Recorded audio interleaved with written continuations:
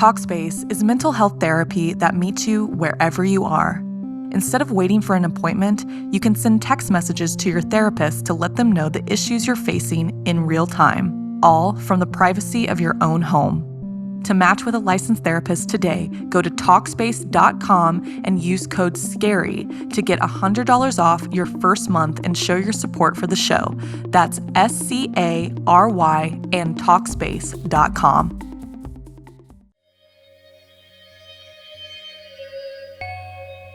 Hi, I'm Blair Bathory, and this is the Something Scary podcast. Happy 2023. I hope you all had an amazing holiday. Everyone here at Something Scary enjoyed a week off. But now we're so excited about what 2023 holds. So many of us go into the new year with a positive attitude, hope, and lots of resolutions. We make the choice to be better human beings who are kinder to one another. But we all have our inner demons. Good intentions for a fresh start can quickly turn into laziness, resentment, and even seeking revenge for those who have wronged you.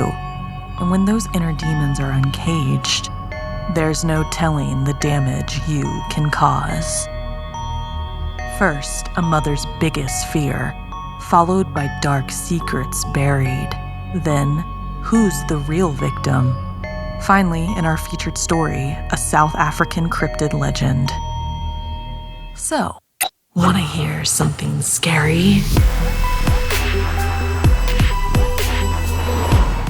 The demon in all of us. You always want the best for your children, but it's hard to steer them in the right direction when they're under an evil influence. Like in this story inspired by true events from Lydia Bird. I grew up in a small town in England where nothing much really happened until I was 5 years old. That was when everything changed, and it ended up being the most difficult year of my family's life. It was New Year's morning.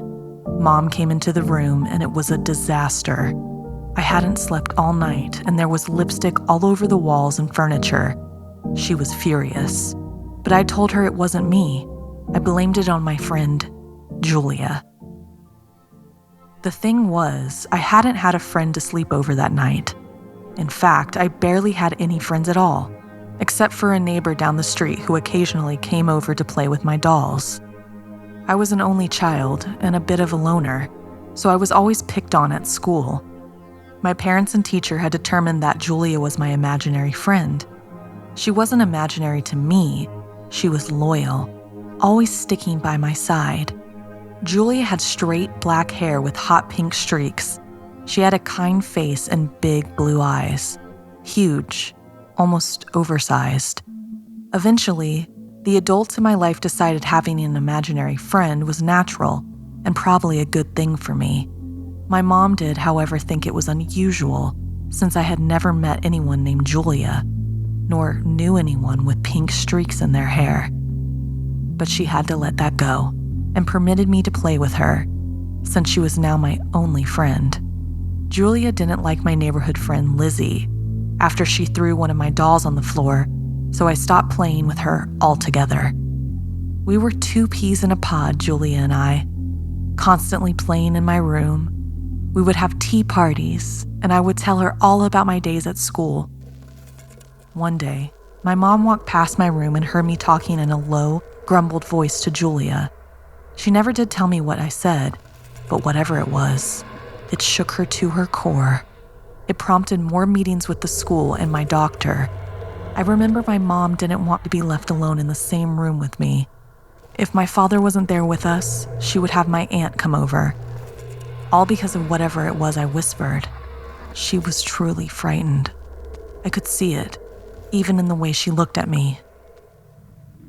A few weeks later, just before bedtime, my mom wouldn't let me have some sweets I wanted and I slapped her. She stared at me in shock. She scolded me and I told my mom that I didn't care because Julia was my mommy and not her, and that one day she was going to take me away from her. My mom responded by telling Julia it was time to leave. She shouted all around me, telling Julia she wasn't welcome. and that I was her child. The next day, my aunt came to pick me up. They told me it would be good for me and my parents to have a quick break from each other. She took me to her friend's house who had a daughter my age named Eve. We played for hours while my aunt and her friend had coffee and chatted. After that day, I never spoke of Julia again. My entire family was relieved, hoping things would just go back to normal. A few weeks later, my aunt went to her friend's house again. Her friend was aggravated. Whenever she told Eve it was time to go to sleep, Eve shouted back, telling her that her new friend said that she was her mommy now. My aunt hesitated and asked what her friend's name was. Her blood ran cold when her friend said the name. Julia. It's been years now, and I'm at university. Last week, I was shopping with my mom when I saw Eve for the first time in ages. For some reason, I felt a massive connection to her as if we were linked somehow. I could tell we both felt it, but we're scared to say anything. I knew in that instant I wasn't crazy and Julia was not an imaginary friend. Julia was real. She had tortured 2 families that we knew of, and possibly many, many more. Even worse than the deluge of memories that came flooding back was the knowledge she was likely still out there. And just what if she had unfinished business and decided to come back? Just then I saw a flash of hot pink and my blood froze. Thankfully, it was just a child wearing a woolly hat. But I know deep down that one day that hot pink will be a streak in otherwise black hair that belongs to something made of evil. Did you ever have an imaginary friend growing up? Was it good or bad? Do they still visit you today?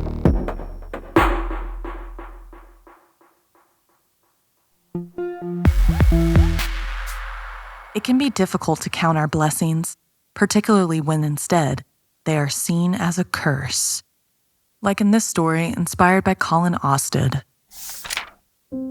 Ever since I was little, I've had the ability to see through the ground. I can see everything from sewer pipes to subway cars rushing right under my feet. It's as if I'm walking on a glass ceiling. My mother always called it a gift. That gift nearly drove me insane, so I did everything I could to suppress it. It wasn't till I was older and my mother passed away that I decided to embrace my gift. I sobered up and became a police detective. I used my talent to help find the dead. My first case was a young woman that had gone missing about a month earlier, and her body had never been found. So I went out on my own to find the last place she had been seen, a jogging trail near the park. For more than an hour, I kept my head down as I scanned the earth beneath me. I saw a spider's web of tree roots that crisscrossed the ground, along with all of the rocks, a few skeletons of the long-dead animals, and the occasional canister of bio-waste. It was when the sun began to set that I found her. She was buried in a shallow grave, just off the jogging path. She lay face down with her arms behind her back, but what made my blood run cold was how her neck was positioned. It was twisted to the side, and she seemed to be looking right at me through her prison. When I reached her, I placed my hand over the grave. "Don't worry, you'll be home soon," I whispered. I pulled out my radio and called in the finding, telling the dispatcher that I had been out for a jog and I found a place where the dirt had been disturbed. Half an hour later, a forensics team and my captain arrived. They noted that it appeared that a necklace had been ripped off her neck. That MO was too close to home for me. It brought back too many memories I wasn't ready to welcome. Soon, the young woman was removed and carted off to the morgue. I went home, tried to sleep. Even though I'd cleaned up my life, this one made it even harder to get any rest. The next morning, I got a text. Another missing person, this one just around the corner from me. A white female, mid-20s, had gone missing walking her dog. The dog was found alive and chained to a nearby park bench. The woman was last seen talking to a man in a white minivan. I sighed. And after I had chugged the last of my coffee, I hurried out to the crime scene. When I arrived, I found a few officers interviewing civilians and a scruffy man holding the leash of a black lab nearby. I asked an officer if there was anything new, but he shook his head. It was just another snatch and grab. The young lady was last seen walking her dog by that guy over there. He jerked his head to the man with the lab. He said the young woman was talking to a guy who needed help loading a roll of carpet into his van. The officer consulted his notes and read aloud, "White van with a lot of graffiti on it. Most likely a stolen van that the perp probably swapped out once he was away from the area." Later that day, I went by the cemetery to see my mom. As I walked through the sea of gray headstones and monuments, I tried hard not to look down. The last thing I needed was to see the dead stacked up on top of each other. When I reached my mom's headstone, I brushed away some fallen leaves. I could see her through the layers of dirt, stone, and wood that was now my mom's home. "Hey, Mom," I said. "Things have been getting pretty crazy up here, and I found another one." I paused and then said, "I wish I could have used it to find you, but I was too afraid then." As I turned to leave, in the distance, I saw what looked like a white van with graffiti. No, I shook my head. I texted the captain to get a team down there stat. I kissed my mom's headstone before making my way to the suspicious van. In minutes, the van had a small army of officers searching the property nearby. It had been wedged between a pair of trees and an old shed that had seen better days. My captain shook his head. They searched the van, but there was no sign of any carpet or bodies being in the back. I stepped in to explore. After just a moment of searching, I called out, "Somebody get me a drill and a crowbar!" Confused, my captain yelled, "What the hell for?" But there it was, clear as day, to me anyway. Under the floor was what looked like a square section that had been cut out and then bolted down with deck screws. A hidden compartment. After a bit of a struggle, we managed to get the cover off and out of the van. In the hidden compartment, all tangled together, were dozens of women's necklaces. I jumped out of the van and threw up. Memories of my mom flooding back. How she went missing. How we'd never found her favorite locket. I wiped my mouth and looked again into the box. And there it was. I choked on a sob as I picked it up. I turned the golden heart over, just to be sure, and there it was engraved on the back, the word, Mom. I'd given it to her just weeks before she was murdered. And now, all these years later, I could finally start the process of bringing her killer to justice. Have you ever followed your instincts or special gifts to investigate? What did you discover? Was it something scary? Tell us about it by sending us an email at somethingscary@snarled.com.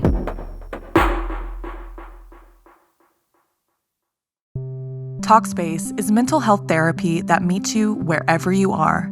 It simplifies taking care of your therapy and psychiatric needs because it eliminates the need to travel to appointments, miss time at school or work, or line up childcare in order to attend sessions. Plus, instead of waiting for an appointment, you can send text messages to your therapist to let them know the issues you're facing in real time, all from the privacy of your own home. There have been times where I put off therapy because setting up appointments was difficult and having to go somewhere physically was not always easy. With Talkspace, they make it so easy to embed in your ever-changing schedule because life is always changing. Talkspace is a fraction of the cost of in-person therapy. Talkspace is in-network with most major insurers. Insured members on average pay a $20 copay or less.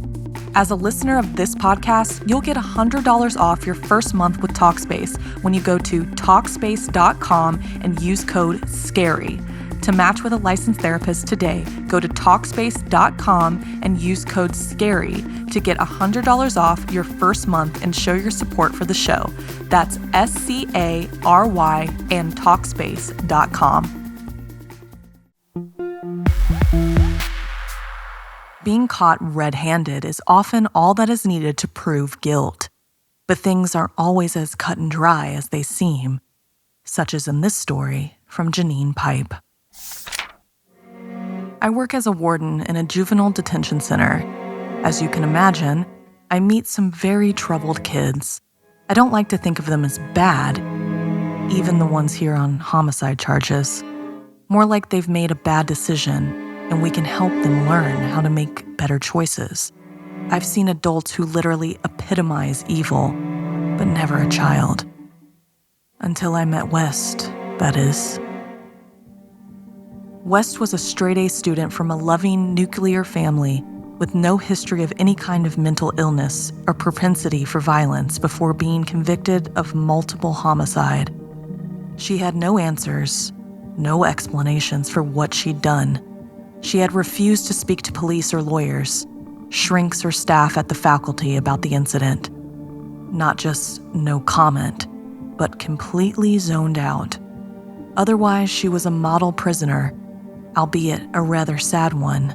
She showed no other signs of being a danger to others, gave nothing away subconsciously through art or writing, no doodles depicting homicidal tendencies, no dubious search engine history, no sudden outburst in group therapy, the only session where she sat with her head down, long dark hair covering her face. Something must have happened that day to make an otherwise destined for sainthood 14-year-old girl slaughter her entire family. And I finally figured out why. I have no idea why it revealed itself that particular day. West would always seem to tune out when the massacre was mentioned. It wasn't that she got mad or upset and wouldn't speak. It was almost as if she wasn't there.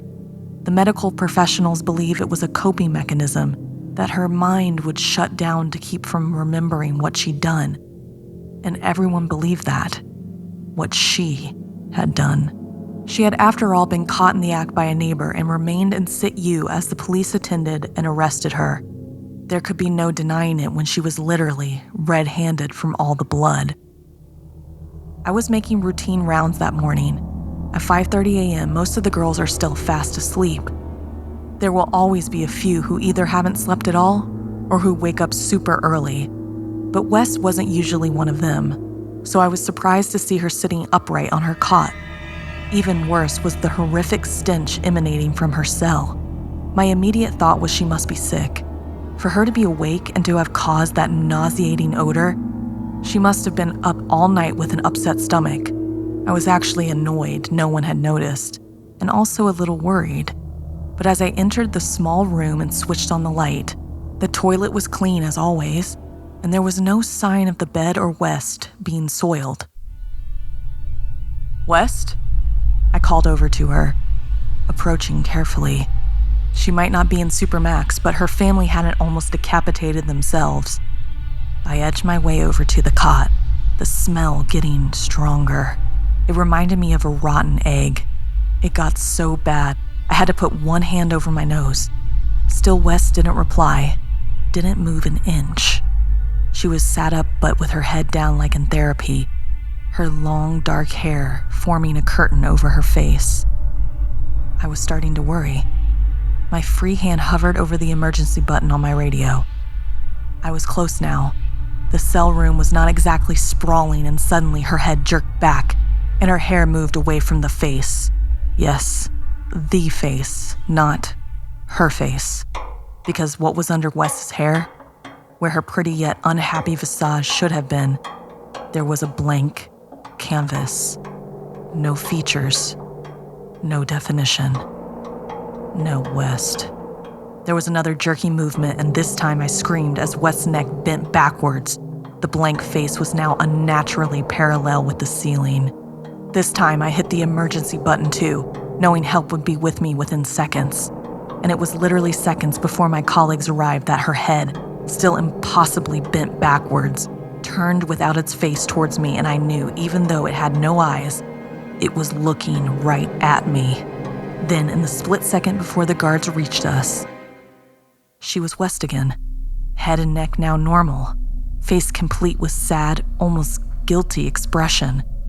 They still took her to the medical wing to be checked over, and as I was helping wheel the gurney, she whispered to me, "This time you were lucky. Don't be there when he comes back." I went straight to the governor and quit. I don't know what I witnessed in that room, but I do know it was evil. Pure evil. And I don't want to be around when it makes another appearance. Have you ever experienced something unexplainable? Did you ever question the face you were looking into?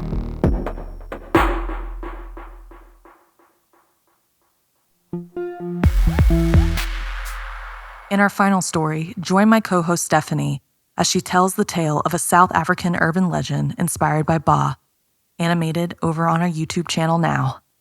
Before we get started, have you checked out our merch? We have some super cool cozy hoodies, and we have a writer's and artist journal. Check it out at somethingscary.com. Deep in the caves of South Africa hide demons that only the brave dare to encounter. The brave, or those who don't care if they live or die. Ina was thrilled to be making her first trip to South Africa. She would be joining 2 other scientists from Cape Town University to research an arid biodiversity hotspot near Richardsfield. Adan and Johan, who had been studying the area for a year, said the spot was believed to be magical, and there were rumors of hidden treasure in the nearby caves. As expected, the trek to Richardsfield was very difficult due to the terrain. By day 3, the thin air was affecting Johan. He had been hallucinating and had become paranoid, convinced they were being tracked. Ina followed Johan to the cliff. He took a step too close to the edge and toppled over. As he hopelessly begged for help, he could see something unexpected in Ina's eyes. It was clear she had no intention of pulling him up. He fell to his death just before Adan made it to the edge. Out of breath, bent over, double from running, Adan demanded to know what happened. Ina told Adan that Johan had jumped to his death. He had been driven mad by the journey. Madness was, after all, one of the symptoms of nearing the beast. They'd been warned by the locals. The treasure was guarded by the Grootslang, a gigantic mix of elephant and serpent that would burst from the bottomless pit of hell to devour anyone that dared to come searching the cave for gold. But Ina just trekked faster up the mountain, no intention of turning back. As she continued on, a glint of yellow twinkled in her eyes, the glint of something impure, something demonic. Adan thought they should turn back, but he had no choice but to follow Ina, not wanting to be left on his own. He had already lost 1 colleague. He didn't want to lose 2.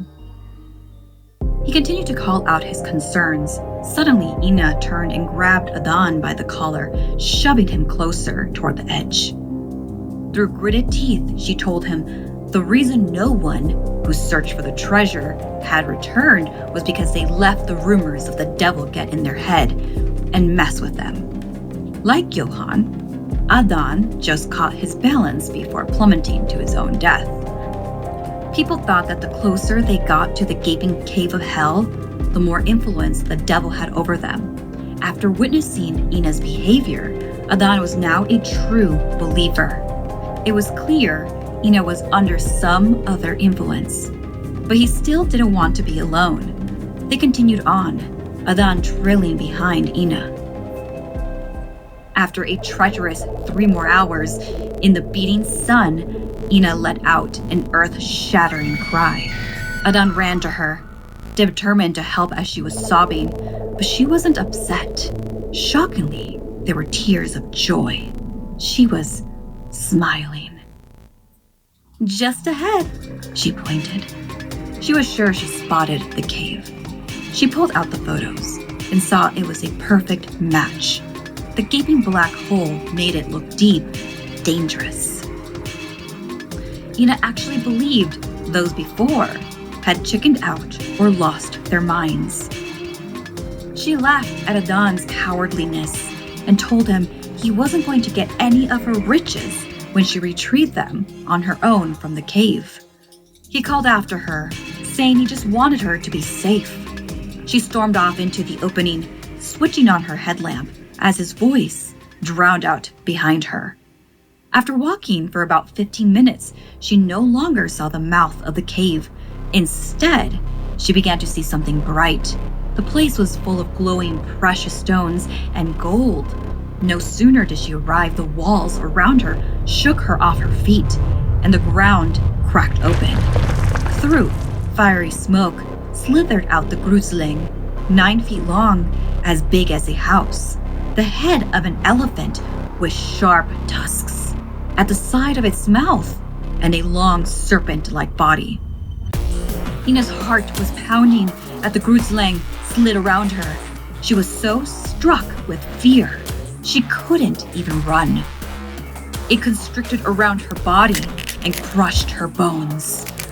As blood dripped out from her nose and ears, she noticed something.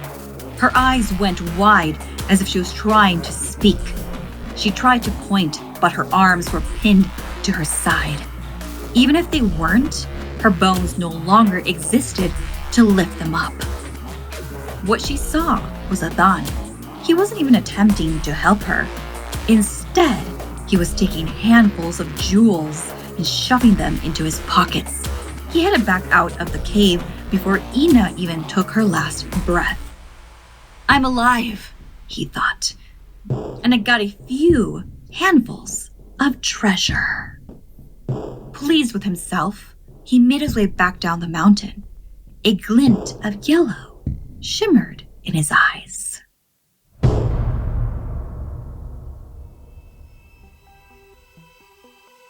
This week's podcast stories were edited by Sarah Lukasiewicz, Janine Pipe, and Stephanie Strange. Narration by Blair Bathory and Stephanie Strange. Audio edited and mixed by Fitz Harris. Additional audio editing by Calvin Linderman. Art and graphics by Irma Richardson. Produced by Anna Villalobos. Executive produced by Gail Gilman. Music by Sapphire Sindalo and Calvin Linderman.